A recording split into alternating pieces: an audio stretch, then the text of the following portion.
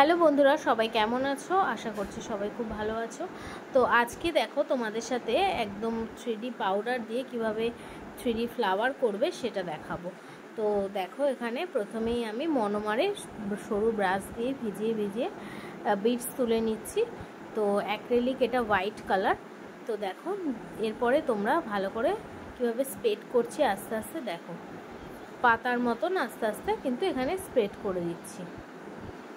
এবং দেখো, এরপরে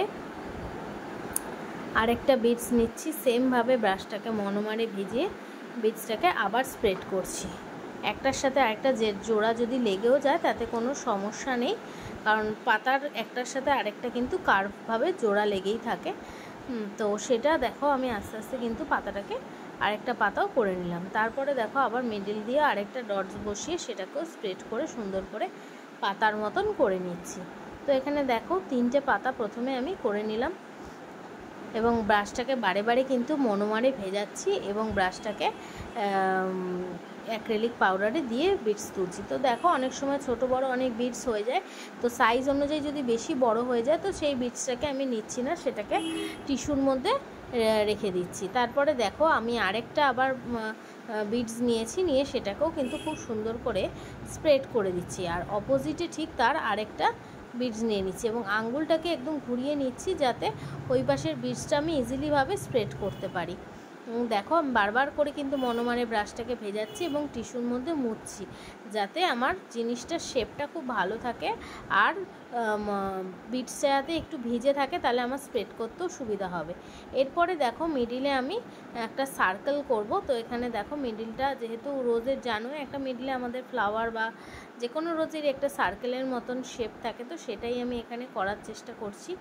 দেখো, খুব সুন্দরভাবে এটাকে কিন্তু করলে দেখতে খুব সুন্দর লাগে এবং একটা রিয়েলিস্টিক 3D ফ্লাওয়ারের যেরকম হয় মিডলটা, ঠিক সেরকম লাগে। তো এখানে দেখো, মিডলটা আমি সুন্দর করে একটা সার্কেল করে নিলাম ইজিলিভাবে এবং যতটা পারছি আমি এখানে সার্কেলের করে নিয়েছি। এরপরে দেখো, এখানে পাতা করছি, ফ্লাওয়ারটা হয়ে গেছে আমার। পাতাটা খুব ইজি, একটা বিটস নিয়ে মিডিল দিয়ে একদম সোজা নিচের দিকে টেনে দুপাশটা আস্তে করে স্প্রেড করে দিলেই কিন্তু খুব ইজিলিভাবে পাতাটা হয়ে যায়। তারপরে নিচের একদম শেপটা করে নিচ্ছে। আবার আরেকটা পাতাও সেমভাবে দেখো এখানে আমি করে নিচ্ছি, দুপাশটা স্প্রেড করে মিডিলটা টেনে নিচ্ছে এবং দুপাশটা একটুখানি ছড়িয়ে দিচ্ছি। তারপরে খুব ইজিলি কিন্তু পাতাটা হয়ে গেছে।